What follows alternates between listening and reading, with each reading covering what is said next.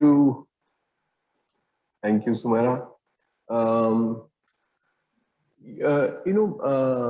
one issue that I have that we have encountered as we have been going through these talks and speaking to a number of people, uh, the, the the what underlines the whole sector and this whole environment is how successful anybody or any of us are in showing and in estimating impact.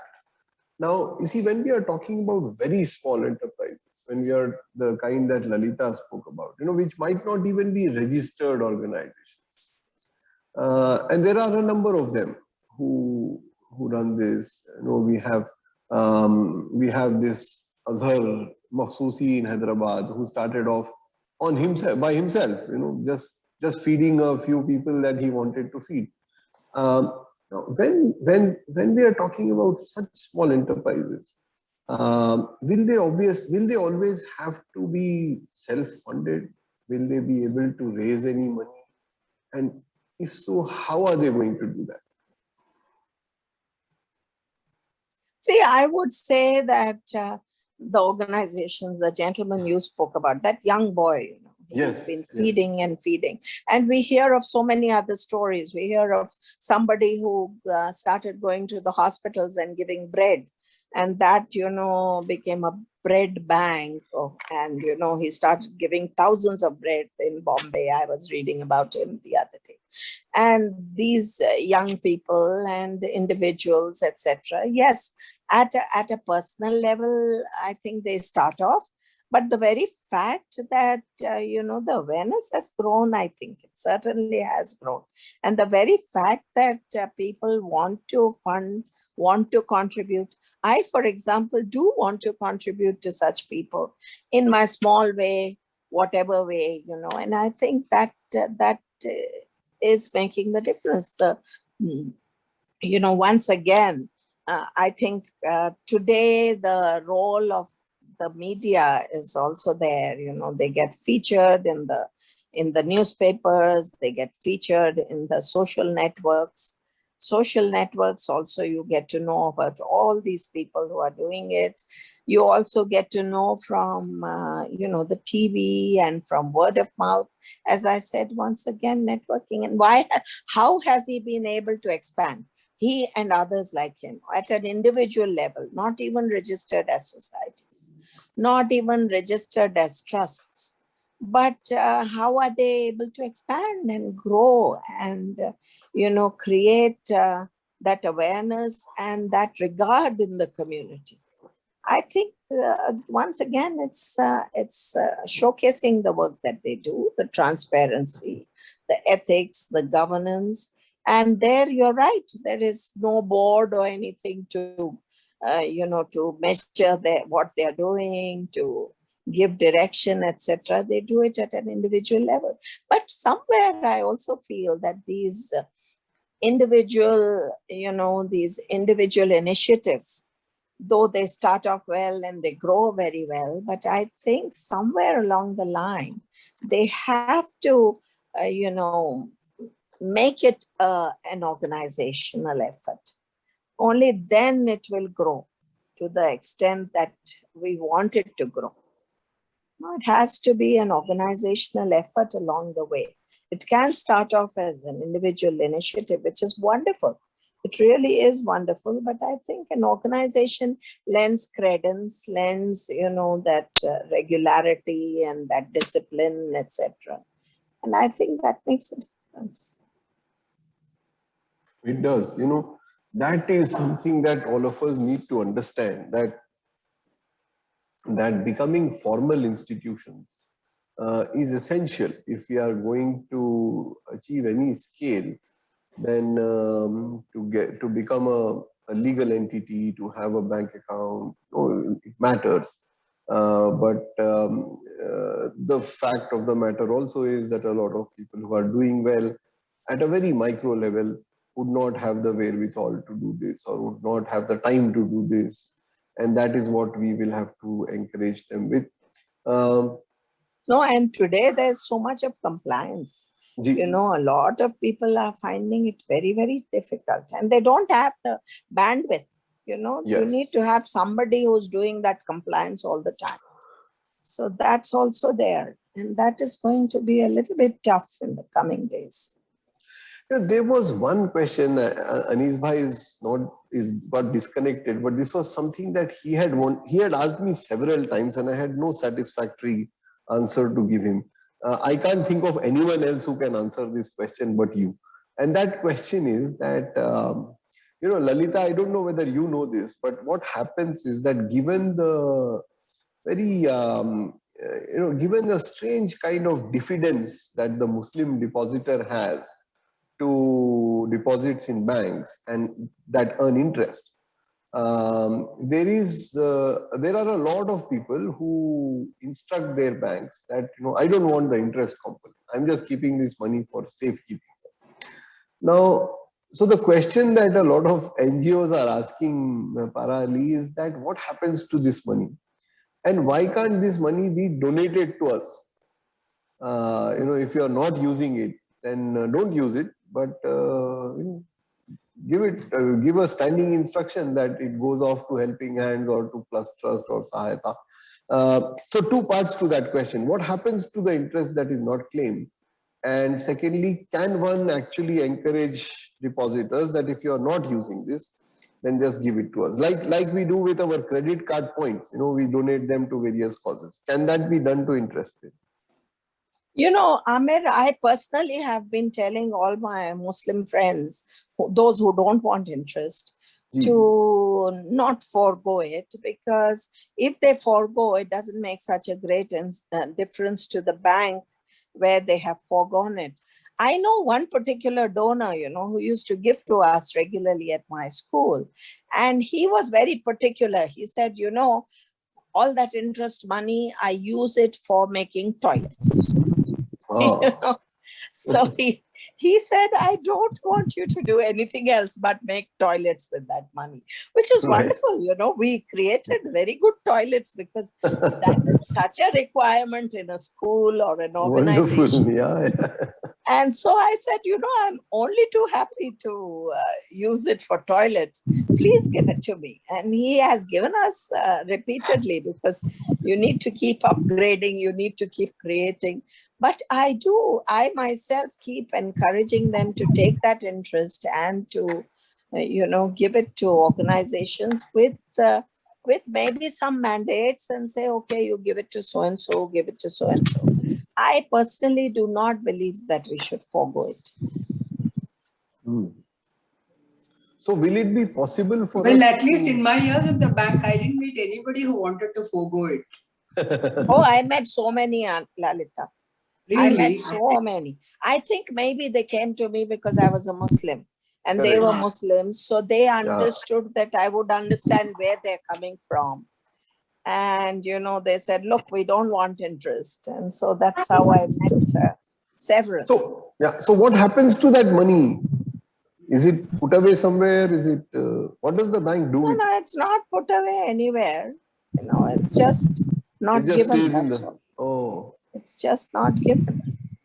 Oh, and so that's why I keep telling people, look, take it and give it to somebody, give it to a fakir, or give it to an organization which can use it to whatever.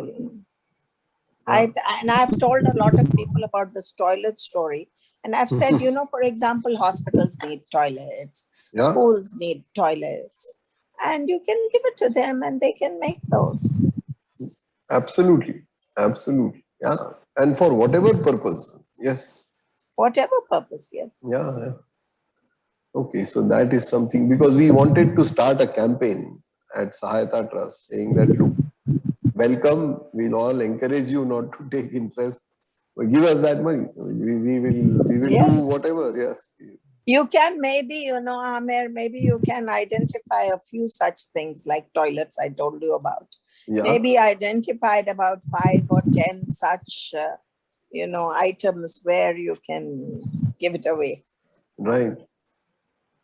Dr. Yusuf Mullah, we have your hand raised. Yeah. Assalamu alaikum. Good evening to everybody. Good evening. See, regarding unclaimed interest, I would like to say that the amount is actually included in the concerned account. It will not be shown separately by the commercial banks. Right. Therefore, any deposits unclaimed that will be transferred to the unclaimed account that will be there with the government. Once up to 10 years inoperative deposit for a period of 10 years, that will be shown as an unclaimed deposit, and the banks have got to transfer that amount to Reserve Bank of India, and there they will show that as a unclaimed deposit. As you rightly said, if anybody wants to give or do something for that NGO, that we have to write to the government first, because it will become the prerogative of the government to use the unclaimed deposits of Reserve Bank of India. Oh. Okay. So most of the Muslims also, they are not claiming. Some people, they are leaving the deposit interest to the bank to the extent of deposit amount only they are claiming. Right. That way, we may have to, recently that amount also has been published. What is the extent of unclaimed deposit? So unclaimed deposit, as a matter of fact, it is a deposit that is belonging to the public. It is not the government. If NGOs can raise a collective voice to avail that unclaimed deposit to be distributed amongst the NGOs for the welfare of the underprivileged or the deserving channels, so that you can think of, that we may have to make an effort. The second point I am just raising is, the second point which I am raising is, for instance, Minority Finance Corporation, you take it. One example I would like to give. This Telangana State Minority Finance Corporation, lot of actually sanctioned budget is not being utilized because they are not going to find the ways to channelize where the NGO's intervention is required. If on the board of this State Financial Minority Finance Corporation, if an NGO is actually included, perhaps we may guide where exactly the amount has got to be spent and all that. Similarly, that can be extended up to the National Minority Finance Corporation also, and also other backward State Finance Corporation and others. Because the funds, the budget, whatever that has been shown, that is not being actually totally utilized.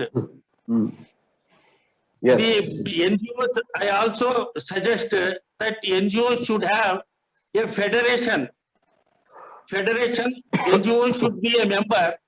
I don't know whether it is there or not, but NGOs federation, they should guide the new NGOs as to how to work and also as to how to actually fine-tune their various programs. Yeah. And another point which I have got to one is FCRA. Lot many foreign countries, they want to donate the amount. Particularly, as we know, Professor Amir Saab, he has conducted many studies about the Muslims' conditions and all. Many Muslim countries, they want to give donations to India. So because of FCRA, our FCRA position, FRCA position is somewhat, what you can say, they have got lot of doubts, suspicious look, the amount is not being utilized by the NGO set up here. Yeah. So, yes, that is right. If I may make one comment regarding the, unclaimed deposits. I do not think that suggestion can come through because the unclaimed deposits go into the IEPF, Investor Education Protection Fund, which is a fund which is created by the government of India. And the objectives of that fund have been well laid out. So I do not think they will be in any kind of mood to distribute the fund to NGOs. I think it is meant for specific purposes, and that's where it goes. And the other thing is the unclaimed deposits is not merely interest. It is deposits and it is shares and it's dividends of companies and shares of companies which have not been claimed for 7 years and more. And those are very specific requirements given to companies and banks and etc. So we have to transfer it. Of course, they can later be claimed also. There is a procedure to it.